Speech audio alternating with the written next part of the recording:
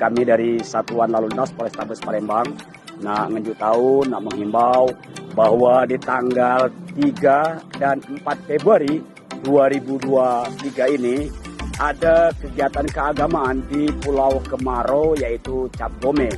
Oleh sebab itu bagi Mang Cek yang dari Pasar Lemapang, dari Simpang Celentang, dari Sungai Batang, Sungai Lais yang mau mengarah ke Simpang Inti Road itu akan terjadi kepadatan. Oleh sebab itu untuk hati-hati dan kalau bisa untuk menghindari di Jalan Mayor Zen, Simpang Dr. Kusami Inti Road dan juga di Simpang Pusri, karena 2 hari itu akan terjadi kepadatan karena masyarakat seluruh Indonesia akan berziarah di kegiatan Cap Gome. Oleh sebab itu, ayo kita bersama-sama antisipasi supaya tidak terjadi kepadatan dan mencari jalan alternatif.